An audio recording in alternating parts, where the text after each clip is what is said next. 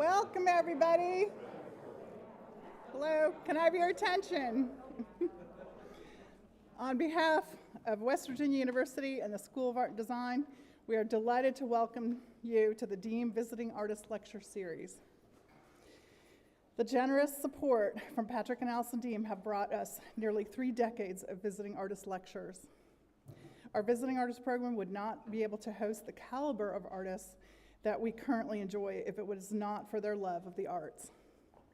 We remain forever grateful for their undying support of this important lecture series, which helps us to fulfill our educational mission and to enrich the aesthetic environment of the university and the community. The cascading effect of influence, inspiration, and connections made that these visiting artist lectures have had on generations of art students is impressive. The Deem's generous support certainly raises the bar as an example of excellent service to the arts. Thank you, Patrick and Allison Deem, for the important opportunities that you provide to our faculty to nurture and develop the next generation of creative leaders that will lead art forward. Thank you very much.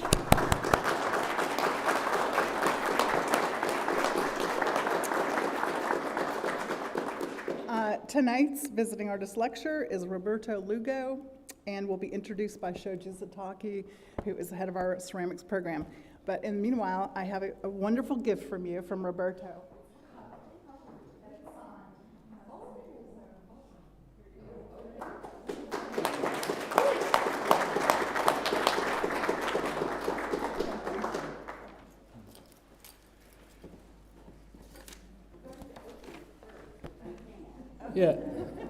Yeah, absolutely, open it.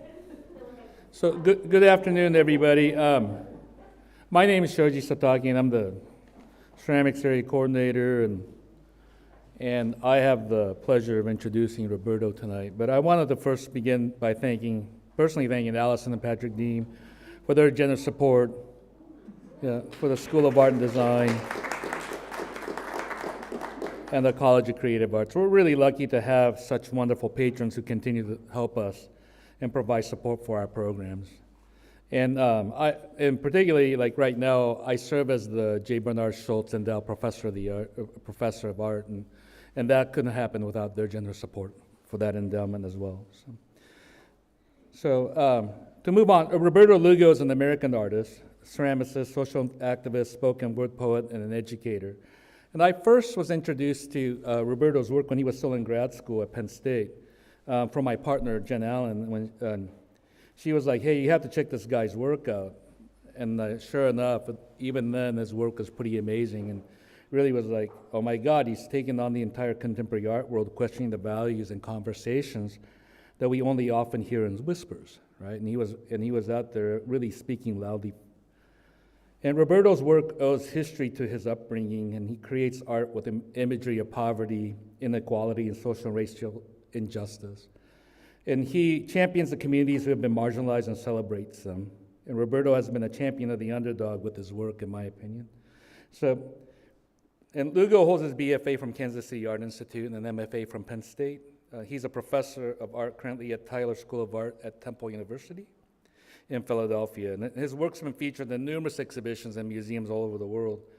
And some of them, like the Houston Center for Contemporary Art, the Clay Studio of Philadelphia, the Museum of Art and Design in New York City, among others. He's currently exhibiting work at the Metropolitan Museum of Art in New York City, titled Before Yesterday We Could Fly, an Afrofuturist Period Room. And he's a past recipient of the NCECA National Emerging Artists Award. He's also a USA Artist Fellow, a Pew Fellow, and a Rome Prize recipient, among others of his numerous honors that he's been bestowed with. So please give a warm welcome to Roberto Lugo.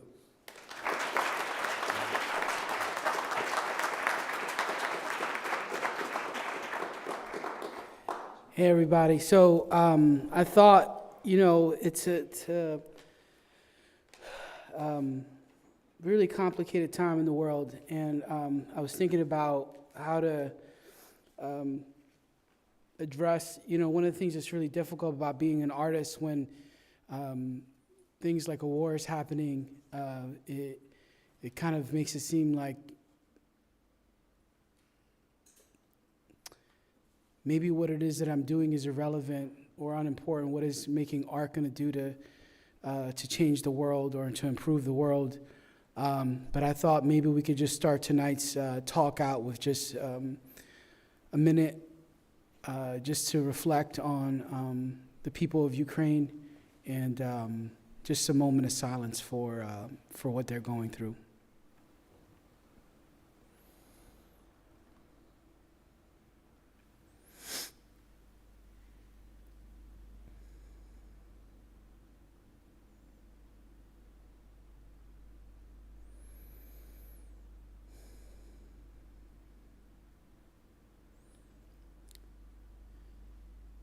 You ever have a pain in your heart that no drug could fix?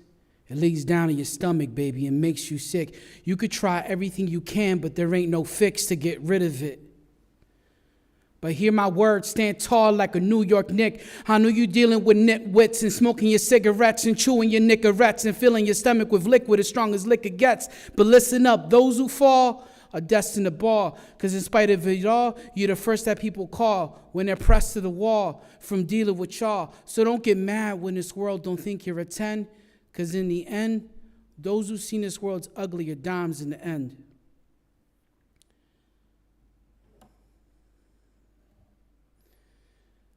So I want to start off tonight talking a little bit about where I come from, because I think it's very important, and it's really where a lot of my work and ideas are centered around. But it also talks a little bit about why it's important where I'm at. So I grew up in Philly, and for those of you who are not familiar, there's a neighborhood in Philadelphia called Kensington. And Kensington in Philly is sort of synonymous with sex trafficking and drug dealing and a lot of crime and also poverty.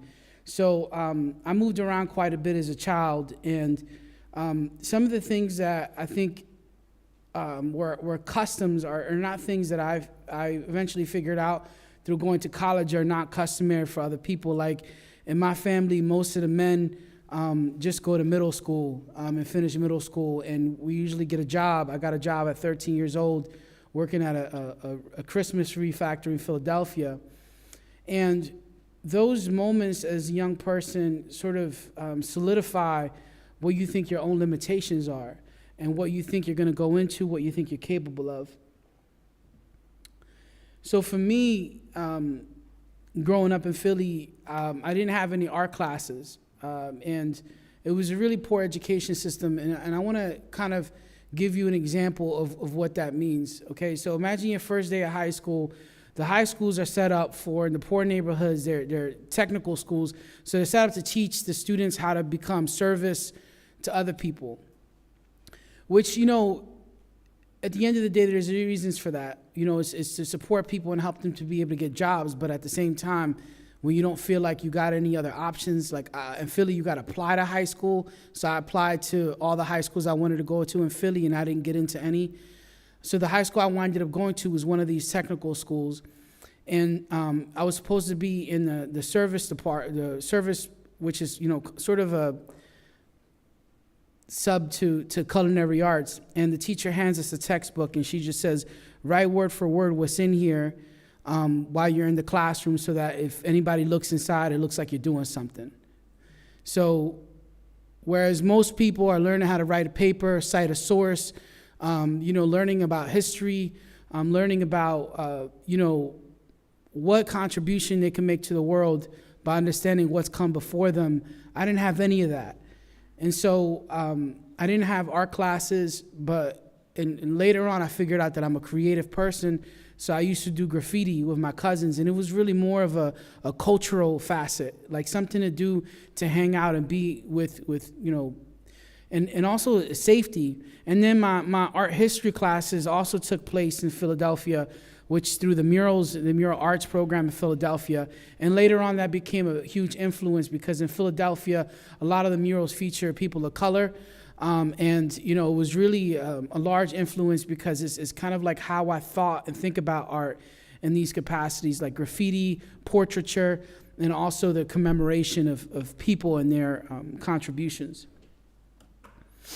So I'm going to skip through a lot of things, but I'm going to sort of tell you a little bit about how I am where I am through stories.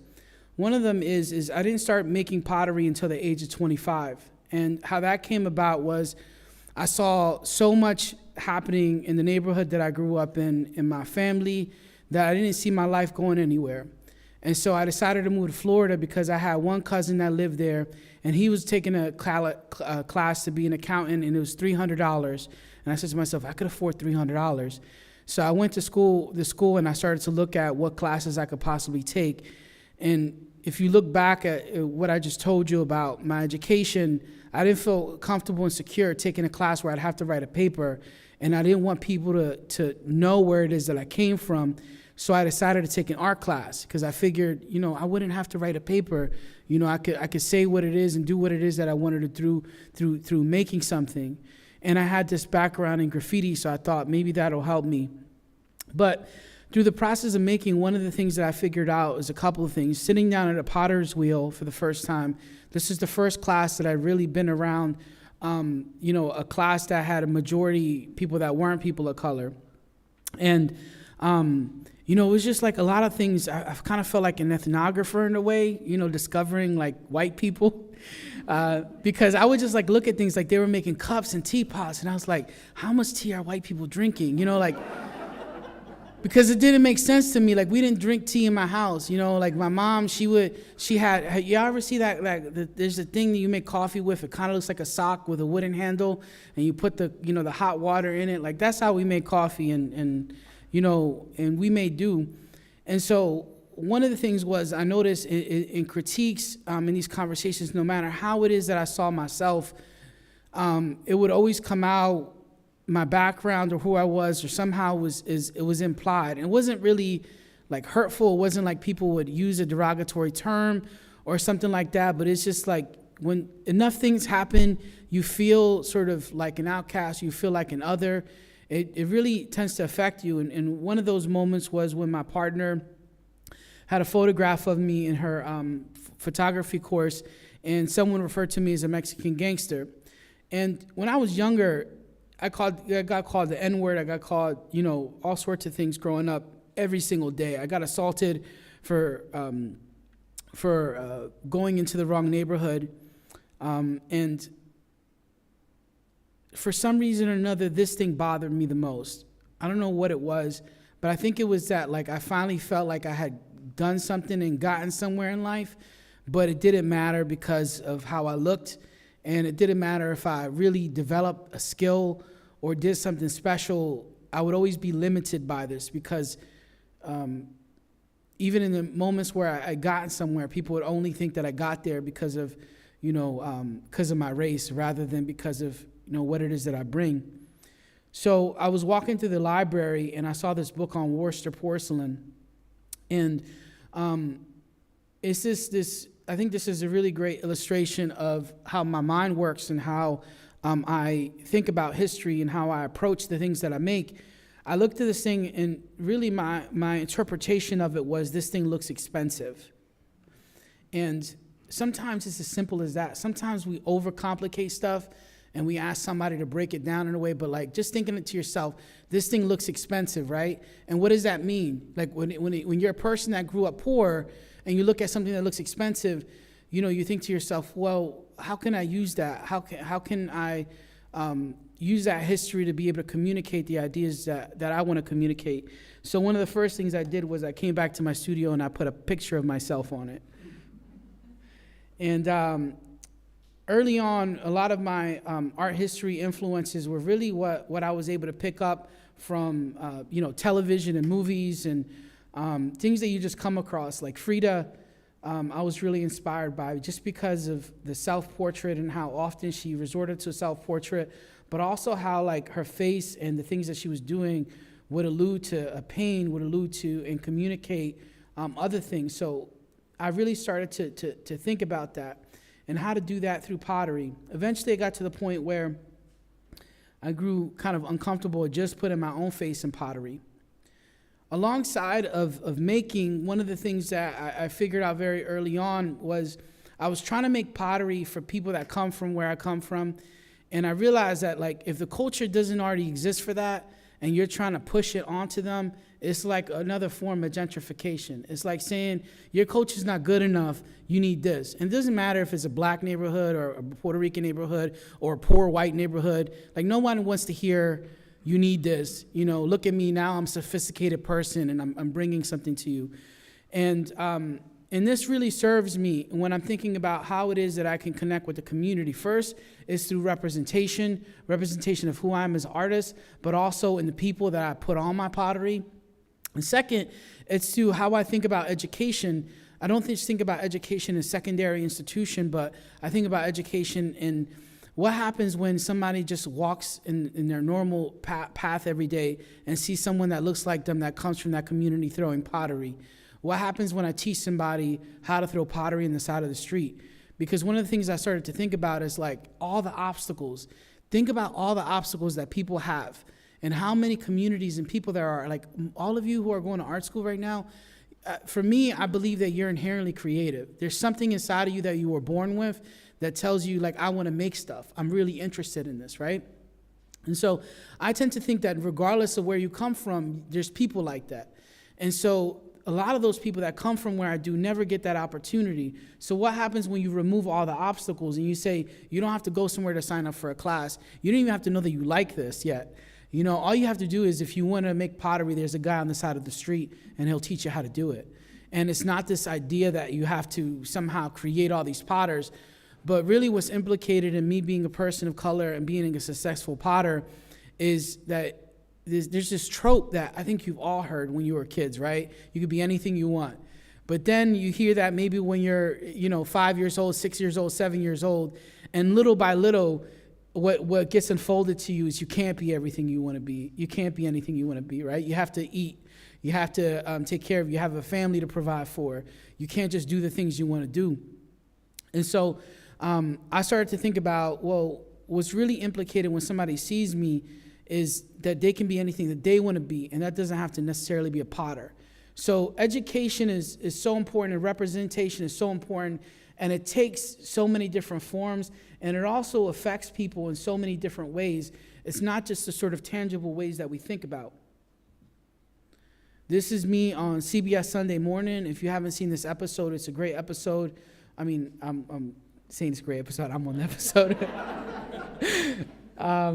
But I think it's a really great episode because it's as poor of a neighborhood that you can come from. That's like this corner is where, like, when I was younger, this kid tried to rob just a regular corner store where they sold hot Puerto Rican food, and the owner ran behind him and shot him in the back of the head on that very corner that's behind me there. And this is one of my earliest childhood memories, and there's been times where I throw pottery here and I see people dealing drugs and I see people getting out of cars, and doing sex work and then coming over and learning how to make pottery with me. I mean, this is authentic, as real as it gets. And for them to be able to film this neighborhood and what's happening there and to see the face of people when they're making pottery for the first time is like priceless, because even when you're an adult and you make pots for the first time, like the face you make is just like you're a kid again. And so you get to revisit and see that person as a child again. It's a really amazing experience. So, through my art, this is me at Penn State. And I went to Penn State, and one of the really amazing things about going to graduate school at Penn State is I always grew up, Penn State, at the time when I was in middle school, was the top-ranked school in the country in terms of football, and I was a big sports kid. And I always thought to myself, man, wouldn't it be amazing if I could go to college and I can go to Penn State? And so to be able to go there for art school was just incredible. And some of the things that happened, again, this sort of feeling followed me of sometimes I question whether or not it was just all in my head, but then there's real tangible things that tell me that they're not. Like, I was in my studio, and I used to wear a bandana around my head, and there's a couple of reasons why I did it. First, because I only sweat from my head, which is something I should definitely get checked out, but I haven't done that yet. But also, one of the people I admire most, Margaret, had a studio two 2 graduate studios next to me, and she would always also wear a bandana, and I just thought she was so cool, you know. And so I wore it, and you know, I walk around getting my little bagel and coffee like you do as a graduate student, and walk into class. And one time I noticed it was just me and one other person, and you know, he was walking toward. There was really no reason for this to happen, but he sort of like walked across the street, and then as he passed me, after he passed me, he walked back to the side of the street that I was on, and I was just thinking to myself, like, I'm really not that intimidating of a person. But then I thought to myself, I'm wearing a bandana, like you think I'm a gangster in Penn State, you know? Like these are the assumptions that we make of people, right? It's crazy to think to yourself, like, I'm a graduate student and worked my ass off to get here, and for some reason this thing still follows me. So it reminded me of the Bloods and the Crips. And so I started to make this series where I put a bandana, and then I put a bandana on somebody who looks different than me, like a white woman. Like my wife is from South Alabama, and me with the same bandana, and just have you look at how you automatically make assumptions off of people, how they have different connections. Like one of them is like, oh, maybe this person plays country music, and then, oh, this person probably robs people, and the only difference is the tone and the color of their skin. So, again, this idea that, like, who you are follows you everywhere you go. I think so many people can, even if my story isn't your story, your kind of story, you understand what I mean by that. Because my professor in college, Chris Daly, he would give us a lot of quotes, and one of my favorite ones was, perhaps what one wants to say we conceive of in our childhood, and we spend the rest of our lives trying to say it. And one of the things that happened towards the end of undergraduate and while I was in graduate school is my brother was incarcerated. And my brother was somebody who, I don't want to give too much of his business away, but he had been rehabilitated, and he was doing really well for himself. And somehow his past caught up to his present, and he winded up going to prison. And it was this moment where, as I said, I was like really so inspired and happy to be in graduate school at Penn State. It was like not only my dream, but it was the dream of my family. And to think about the person that you used to share a room with, the person that you used to eat every meal with, somehow, some way, both of you grew up in the same house, went to the same school, but he's incarcerated and you're at Penn State for pottery. You know, it was a really strange feeling, and it was really difficult to shake. And one day I was making a self-portrait, and I realized that it looked so much like my brother that I made another one. And I didn't really know where this was going, you know.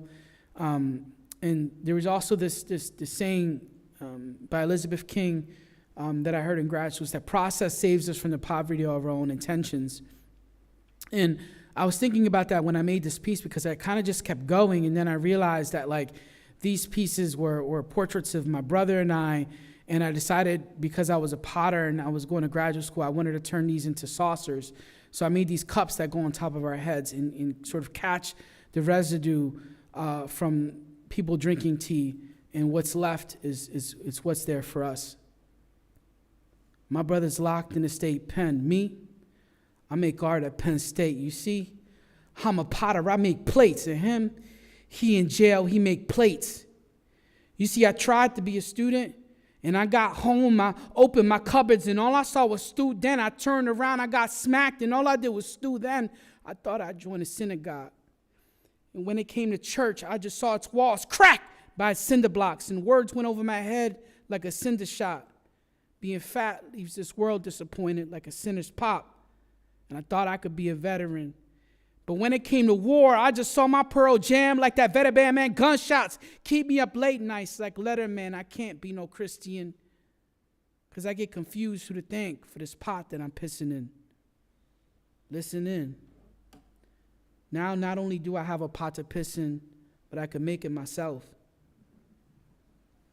You see, the thing about making pots that really I'm so in love with is that it keeps the reasons why I make pots keep unraveling and telling me the reasons. And that's why I shared that quote is because a lot of times we're inherently doing something we don't even know why, and the more you just continue to do it without trying to overthink it, the more that it communicates to you, and the more that you figure out why it is that you're doing something. So, through the process of making and starting to really get into these histories, for example, one of the reasons why I love working with porcelain so much is because, there's this really great book called The Arcanum about the fight for porcelain. And at the time, porcelain was such a huge export for China that it was considered more valuable than gold. Like other people couldn't figure out how to make this type of clay before they found kaolin and different deposits in different countries. So for me to be able to take that history when porcelain was being made in this way, and then put a picture, make it myself, have that autonomy, but then be able to put people that have influenced me and gotten me to where I am on these pieces, it became, a way for me to, in many ways, I think of pottery as like putting my face in a place that doesn't belong. And I think I'm working in a very traditional way, actually. When I think about the ways that I'm making pottery, it's following a very similar format to what's been done before me. But one of the things that I love about pottery is that pottery is so archival.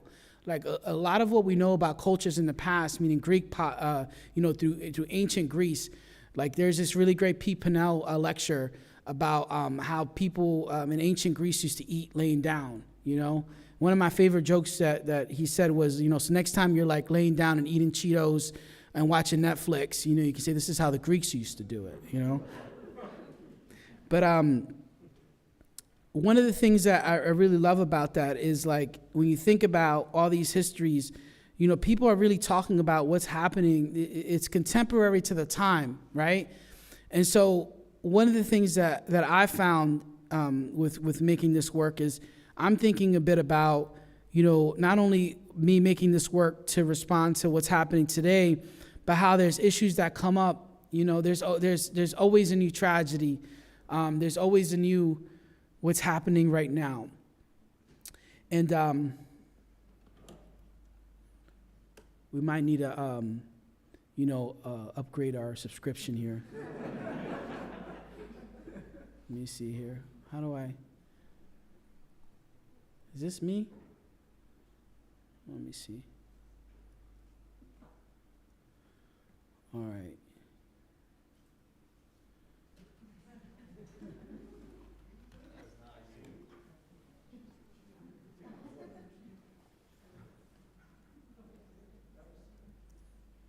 Hey, this is the thing.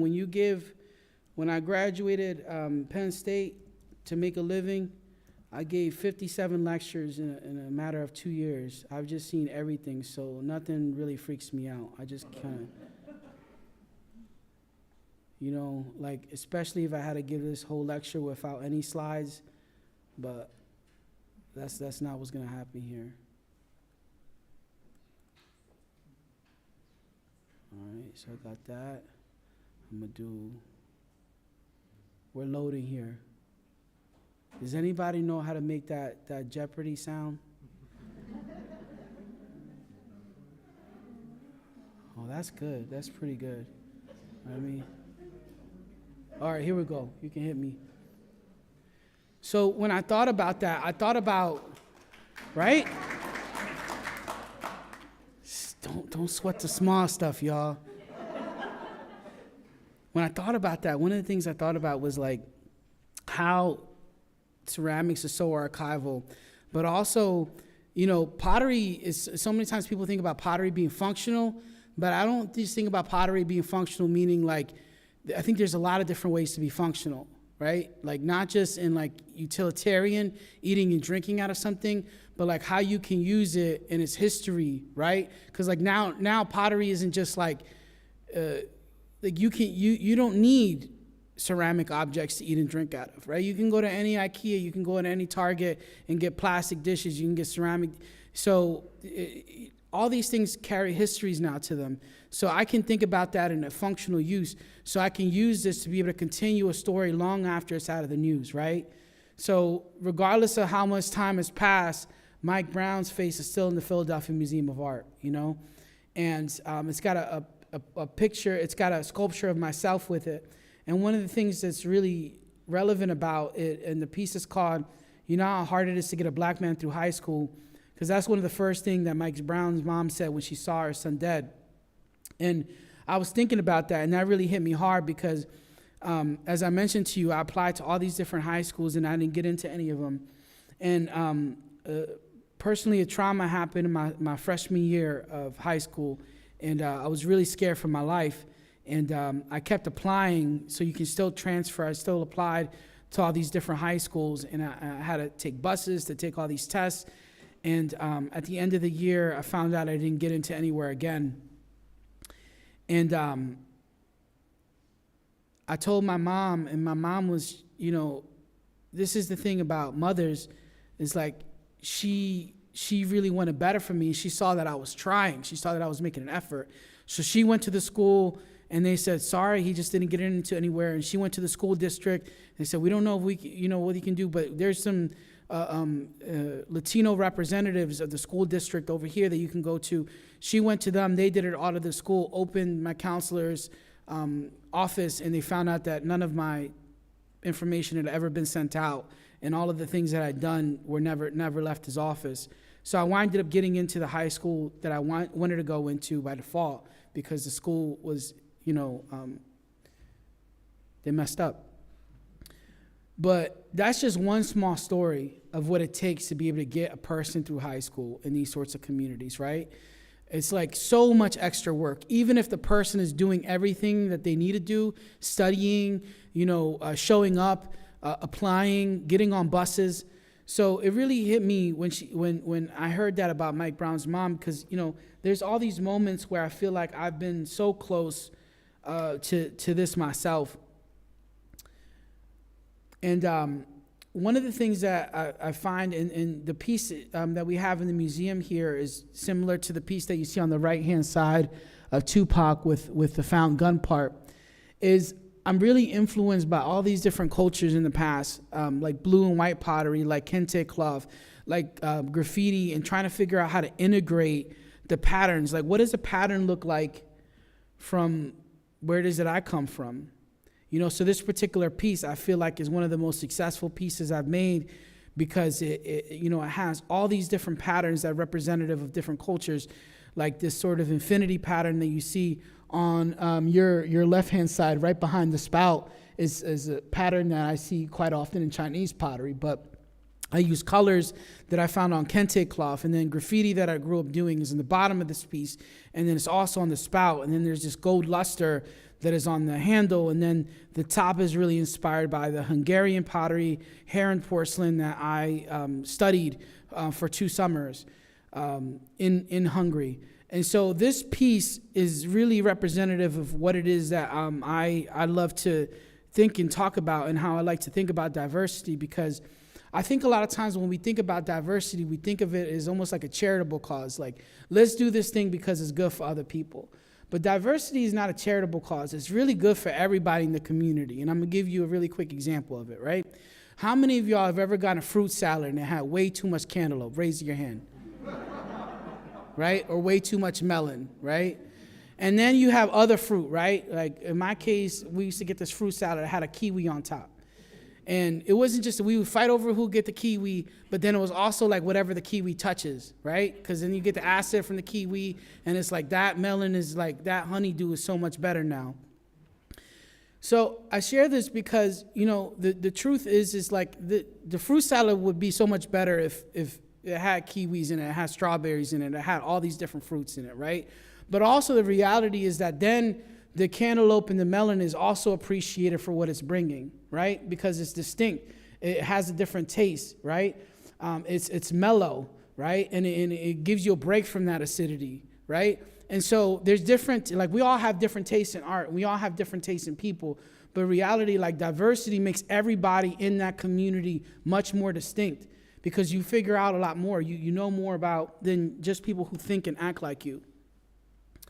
My pottery is also heavily influenced by ceramic history. This piece is owned by the Brooklyn Museum on the left, and it's a century of Brooklyn. So the piece on the right is a century vase, which was made for the 1876 World's Fair. And it was really made and designed to talk a little bit about the innovations of the United States for the first 100 years.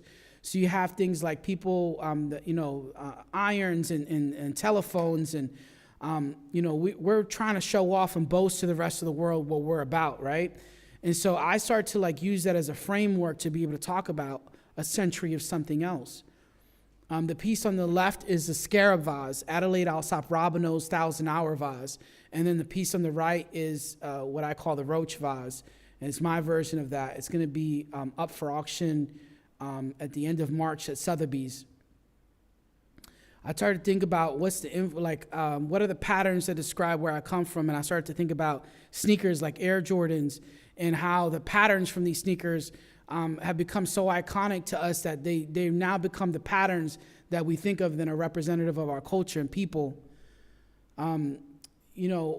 So one of the things that I really want people to understand about, why I use the portraiture that I do, thinking about that idea of pottery being functional, I really want to be able to communicate.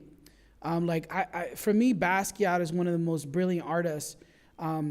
But one of the reasons why is because he has so much confidence in what he was doing, right? And the mark making and the way that he put things together. But one of the things is it's messy and it's abstract, right? And I started to think about the rigidity of pottery. Like this particular form was one that I saw in Hungary when I was in Hungary. And it was the most expensive piece that they made in Heron. And everything was really expensive, like even brooches that I wanted to buy my wife that I couldn't afford. And so I decided to take this really rigid thing and put something on it that I felt was so much more fluid. Give me a second here. I think my diabetes meter's going off, y'all. Y'all gonna get a real sense of everything today.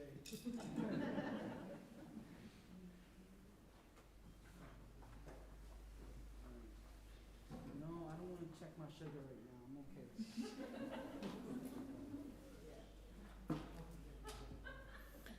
So thinking about how those patterns reflect, I'm also working in reverse, right? I'm thinking about how sneakers impact pottery, but then I took back and thinking about how I can make pottery influence sneakers. So these sneakers are actually made from a canvas, a painted canvas of mine that's then disassembled and then cut up and then hand sewed into these sneakers. The tongue on these sneakers and the aglets are actually made out of clay. I made a series of 30 of these, and they're not cheap, so I don't think people are going to be wearing these. They're $3,500. Right now, my artwork, as Shoji mentioned, is at the Metropolitan Museum of Art as part of this room.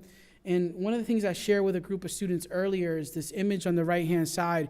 If you go to the Met today, there's I don't know exactly, maybe I'm exaggerating, but it's got to be at least 50-foot tall banner as you're going into the Met of my drawing, and I'm a potter, which people think we're limited to just, making the things we make, and I thought that too.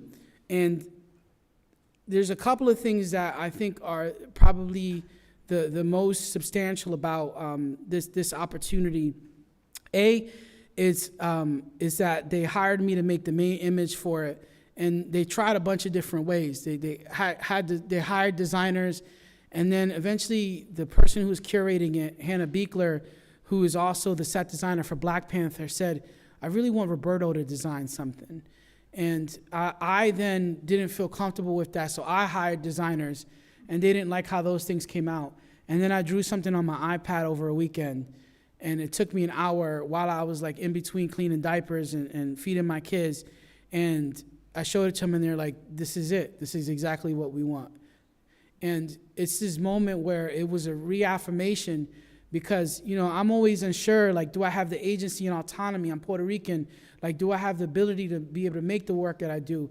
And through this process, I was able to be in a symposium with a group of people from all over. But I asked these questions, and I had these Black women scholars who had been researching Seneca Village, which is really where this exhibition is influenced from.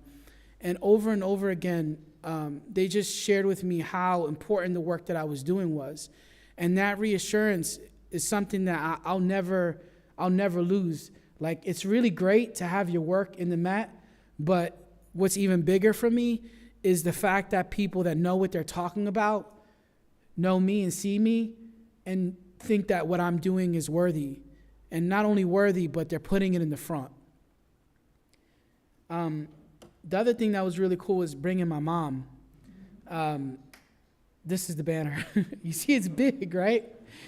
But the really amazing part was, that walking into, arm in arm with my mom to see a show at the Met. And, my mom and I mean, things, there was times where we would lose housing and I would sleep on a cousin's living room floor and we would just live wherever we could. And, there was moments where we had a lot of struggle and poverty and a lot of times where it was just me and my mother. So being able to take her to this and be able to see other people's responses to seeing me and to see my work in the Met store and to see a banner of me in front was probably the greatest moment of my art career. I don't know. My one aunt, she came to the opening, which was a gala, and she's like, I don't think I have to go to any more of your shows. Like, I think you're going to top this. Through this process, I've also created a brand called Village Potter, which I really wanted to create because I'm heavily influenced by history, and I'm thinking about these potteries that come before me. And through a pottery, it's like a group of people that come together and form an identity through pottery and make. And so in my studio for this Village Potter, I have people that throw, I have people that paint, and it's also making a relationship between ceramics and things that people that come from the community that I do collect, like sneakers. These are some septa-trained butter dishes. These are bookends. And then these are clothes that I designed. These are my two kids. My son Otto is on the left, and my son Theo is on the right. And then every month I come up with a different cup, a different theme. And this is very similar to the model that Nike has, which is when you have the Air Jordans, every single time, even though they're related, conceptually and in so many ways, each one is different, right? So even if you own 4 other Jordans, it doesn't matter because the new one's out and you still want to collect the new one. These are love-hate rings. And I even make handbags, which I'm a fan of. These are made out of my handmade canvas, and I send them to a friend in New York City, and she cuts them apart and makes these bags out of them. These are ceramic hats. That's me and Elle decor on the left-hand side with my hat, and this hat is a ceramic Fedora that was made by an artist named Shay Bishop that I collaborated with. And then this is a hand-painted scene. This is the village that my father grew up as a child, and it was hand-painted. It took a very long time to paint this. To get this sort of like depth in ceramics, it's not easy. This is an exhibition that I had at University of Pennsylvania. And so when I went in, this collection had 90% portraits, and because of the historic nature of this, we're talking about 18th century till probably mid 20th century. It was mostly portraits of white men, often painted by white men, and I didn't really know how to curate an exhibition with that. So I made this exhibition where it's the same color as Independence Hall when you go to Philly, and it has these very historic portraits, and then on the other side, it has portraits of people that have influenced other parts of Philadelphia. This piece in the middle has Ben Franklin on this side, and as you go around to the other side, it has a portrait of my father who would ride his bike over the Ben Franklin Bridge to get to work every day. This is the interior of the room at the Metropolitan Museum of Art. And this is a model. Right now I'm doing a residency at the Grounds for Sculpture. And this is a pot that's being made. This is actually going to be made out of foam and have an interior metal structure, and people will be able to walk into it. But for the opening, it's going to be a DJ booth, which I think is pretty rad. It's going to be 20 foot tall. I don't know if anybody else has thrown a pot that big, but, Two other things, I've never shared these before. This is a mural that I'm doing in Philadelphia of Black Thought of the Roots. And then we just got approved with an Andy Warhol Foundation grant for me to do a mural at the Wolfsonian this upcoming year.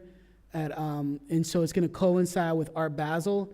So if you go to Art Basel, this isn't this is just sort of like a rough draft of what I'm going to do, but what I wanted to show them is I want to do a mural of the pottery that they have in the inside and then paint it on the outside.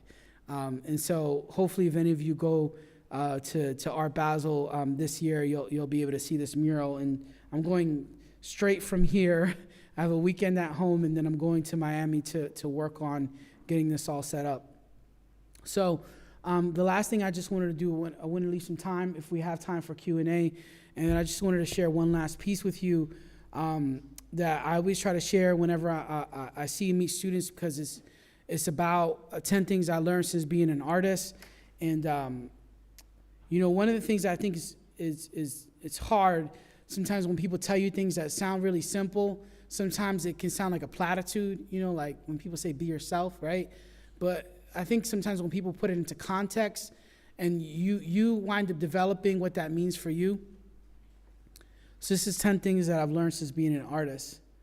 Number 10, watch how you make your friends. You see, cash could buy Benz, but it can't buy friends. And 9, keep your ambition in line, because if you're always looking forward, you can't buy back time. And 8, man, you might have to see some hate. A lot of things that you make, nobody relates. And 7, look, watch out for dudes named Kevin, because they come in different names and offer you big fame.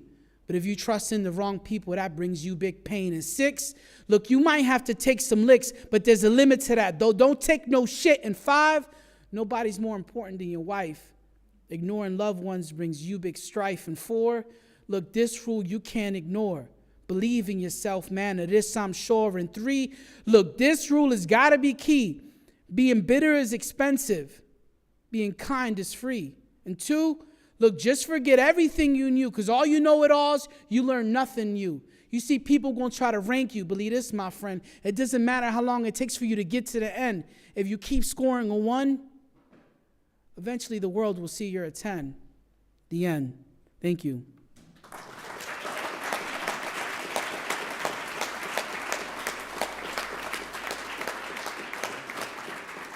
We got time for some questions? Okay. Anybody have any questions?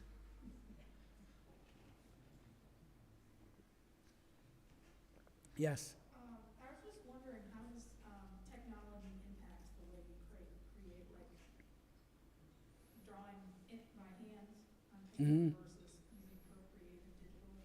Yeah, so the question is how does technology affect the way I create? I think that's a great question. Like this particular drawing, and you can tell, it looks like it's made on an iPad, and it was. For me, it's all about a means to an end, right? Like whatever it is that I'm trying to do. Like I actually been working on 3D printing and I learned a little bit about Rhino and 3D modeling in graduate school. And I'm trying to make half pots to be able to make a wallpaper out of pottery. And so in order to do that, I started to just model pieces and then slice them in half and then print them and then make a mold from them, right? But it helps me because I'm able to work through a lot of different pots quickly to be able to figure out what things would actually make sense on a wall being half flat, what things still have volume. And so, versus like, for example, I haven't really ever slip casted a cup or printed out a cup. Because I just feel like, for example, when I'm like cranking, like I can probably throw 30 cups in an hour, So it's like, but all those cups have ridges and dents and dings in them that make them unique and distinct. So like, why would I take that away from that thing, And then I think to myself, like some things I don't understand, like the pencil tool on Procreate, because I think to myself, if I want that aesthetic, I'm gonna use a real pencil and a piece of paper. And so I use it in a very specific way, and it's been especially helpful since I've had kids, and also during COVID, because many of you might not know this, but I'm the first potter to ever receive the Rome Prize, which is one of the most prestigious awards you can get as an artist. The top of the top apply for this award, and it was just incredible to get it. And 2 weeks in, Italy became the epicenter of the pandemic. And then 2 weeks after that, we got sent home.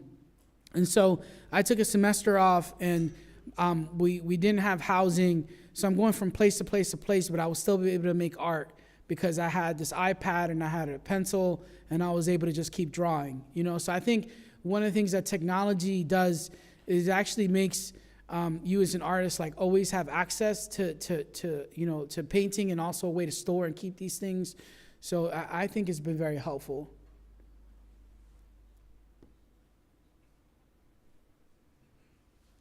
Roberto, I have a question from the chat here. Yes. Do you ever do your spoken word poetry at your poetry ceramic exhibitions? It's so powerful, especially when seeing the work at the same time. All of this was just so amazing. Oh, thank you. Thanks, Mom. Confirm it was one of our students, so your mother was not on the YouTube. Yeah, so I do, and you know, one of the reasons why I do because like I go to a lot of lectures as a student, and I really want, like, I also figured out that like I want y'all to be entertained. I want to jar you, and I want to do something that makes you remember what it is that I said tonight. But also it came out of just this idea that I have all the time, where it's like, sometimes we think of things as our defects, but then they also become our effects. You know, like the thing that we think makes us weird or not good is sometimes the thing that makes us unique, you know, like the size of my head or, you know. But for me, my first time that I was about to give a talk on my work in graduate school, you know, I had my work there. I was really afraid of talking about it. So I wrote the poem about my brother and I at Penn State. And what it reminded me of is this thing where it's like, and something that I tell students all the time, which is you don't have to wait to make the greatest thing you're ever going to make. You know, you can do it today. Like every time you walk into the studio, it's important.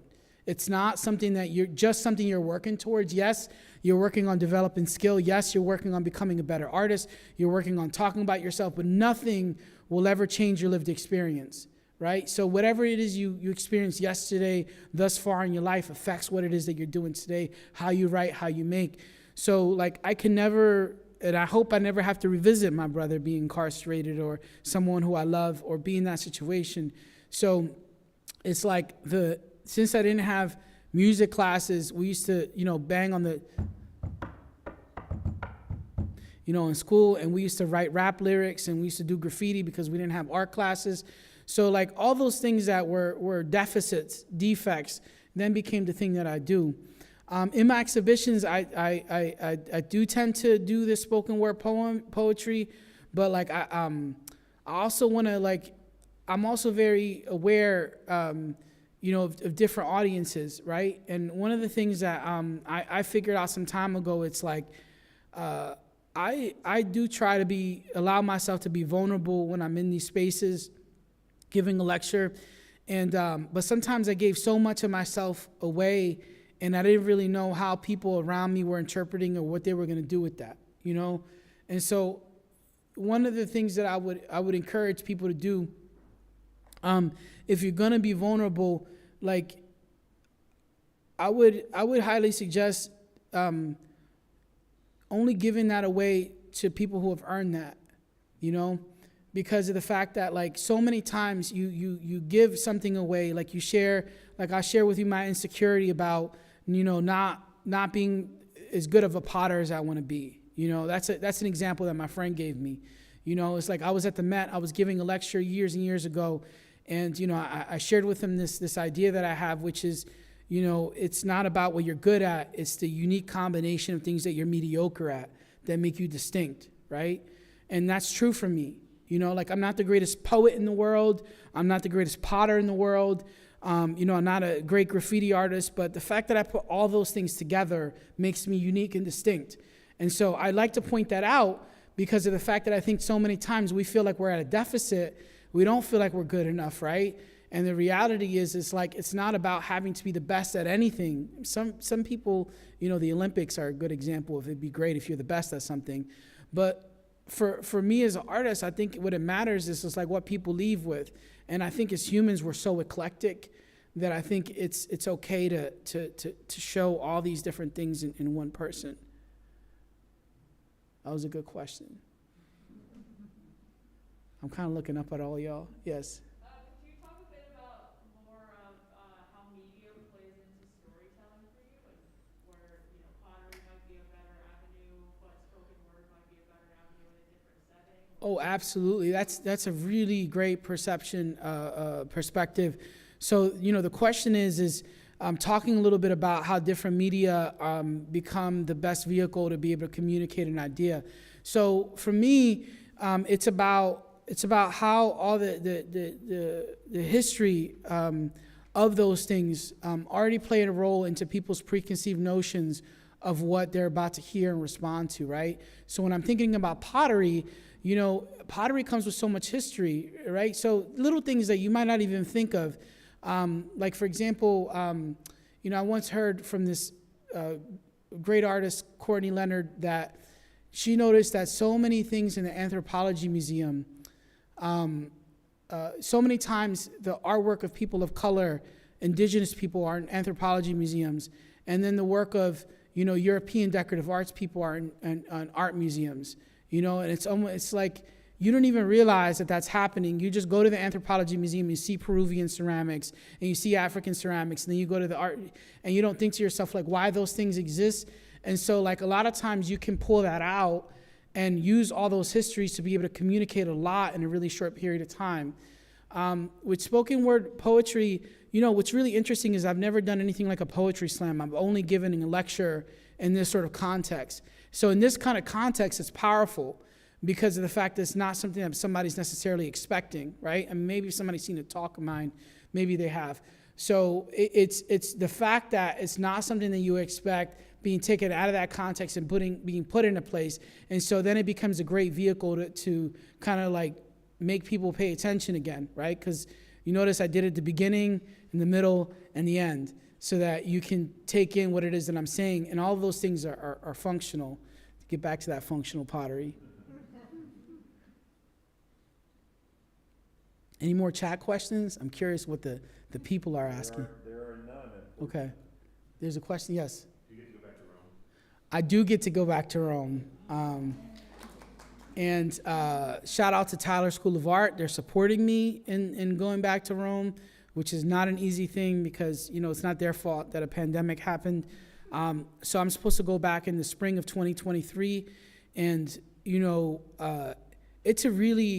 it's hard to explain, but when you were there in the Rome Prize in American Academy, it's hard to explain because you were there with people that were sort of curated to be in this space together for very specific reasons.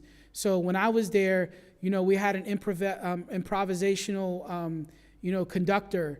Most of the people were people of color, and then I had Garrett Bradley who made a film that was nominated for an Oscar that same year that I was there. And, you have all these people who, have different connections but work in such different mediums.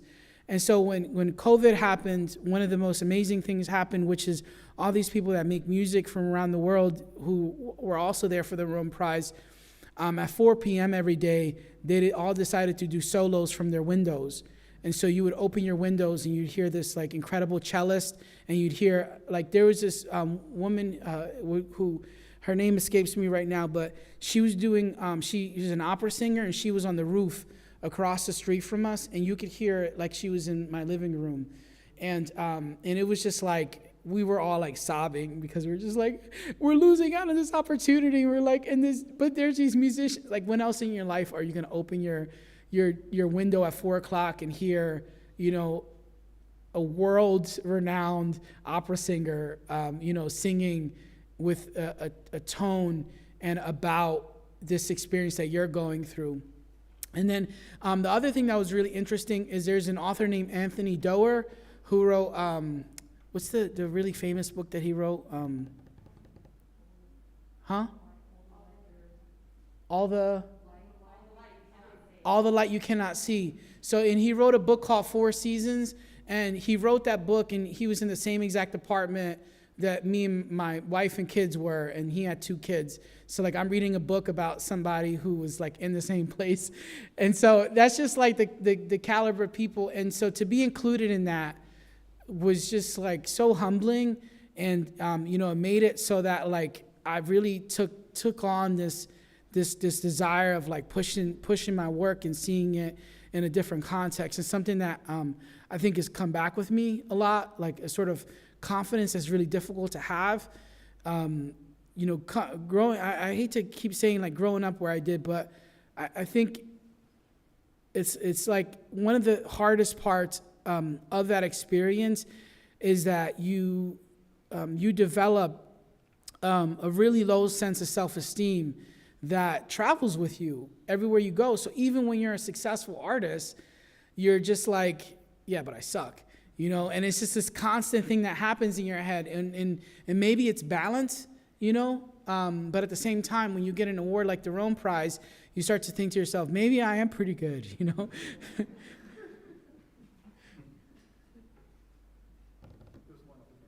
Yes. I appreciate the way you started your lecture because I do feel like sometimes the world can be really, really dark. And there's so much inequality in our world, and especially in the art world, a lot of the funders of the arts are the very same people who are depriving poor communities of wealth. So I was wondering if you ever struggle with opportunities that are presented to you, which ones to take and which ones to refuse on that basis.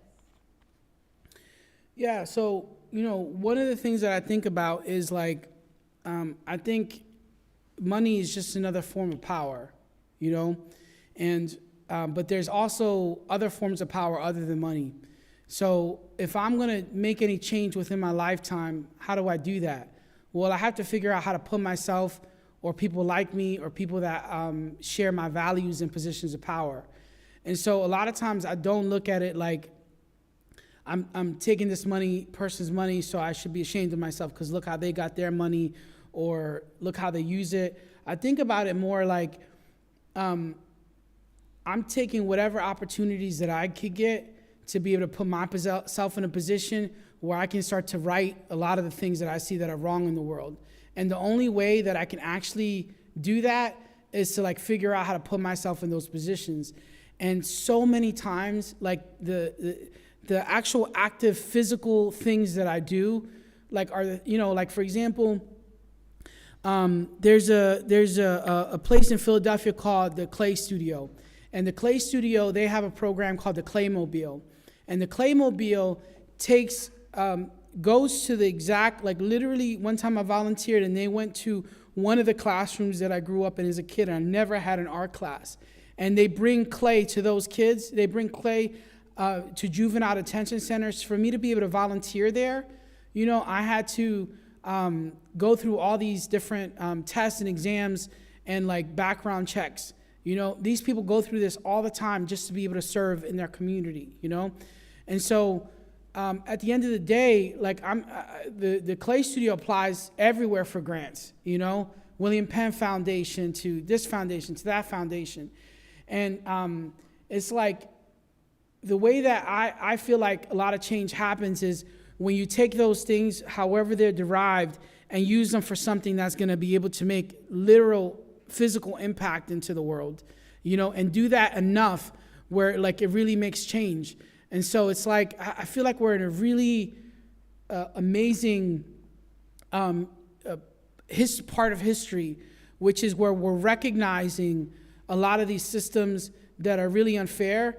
And a lot of people are providing opportunities that were never there before and considering things that have never been considered before.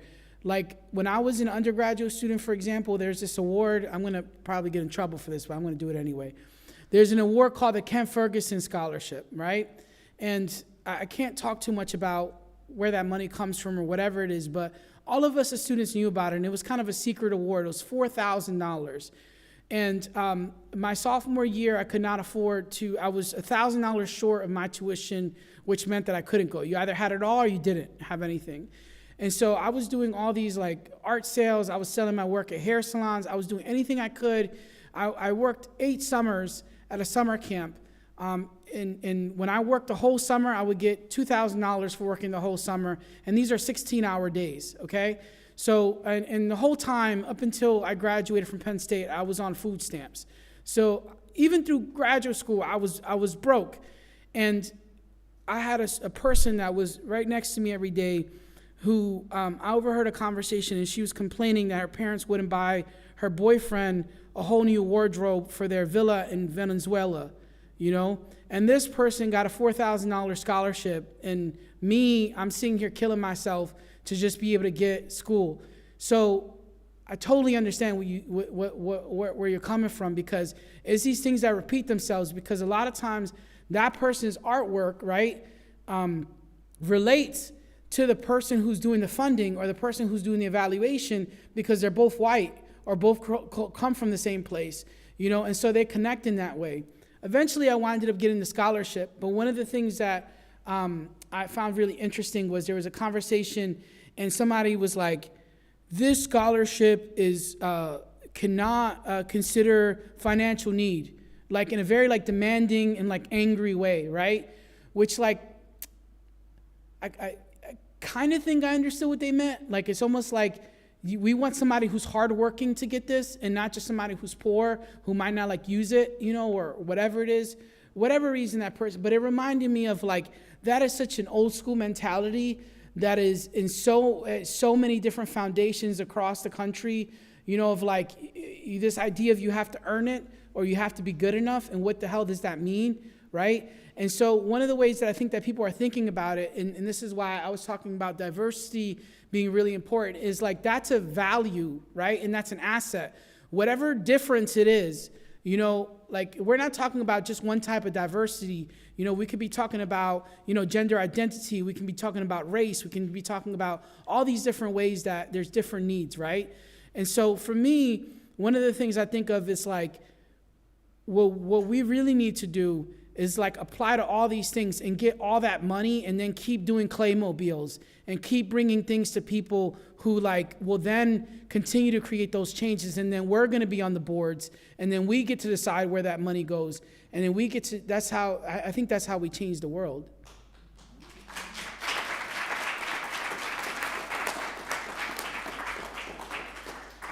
I also just want to say, like, my artwork gets bought by people with a lot of money. And, you know, one of the things that I think about is like, that's my artwork doing the full 180 that I needed to do, you know, which is like having this person's face in a home of somebody who would never normally have that, to eat and drink and think about it every single day, you know, because like change doesn't happen overnight. It happens generationally. So like one of the things that's really difficult about social media today is we're so accustomed to protesting and seeing something take immediate effect, and the feeling that gives us of like justice, right, happening, and it happening right in front of you. But the things that I'm doing, the reason why I make the work that I do, and I have so many civil rights leaders on my work, is because the only reason why I get to do what I do is because they did what they did. But it took 30, 40 years for me to be able to reap the rewards of that work. And so one of the things that's so hard is the work that you're going to be doing, you might not see. You know, the people, the generation after you are probably the people that are going to receive those rewards. You know, and for those of you who are interested in activism and you know, these social constructs, you have to become comfortable with that you're going to sometimes kill yourself and work your ass off and not be able to see anything, but know that it's definitely going to actually make an impact. So is that time? All right, thank you all.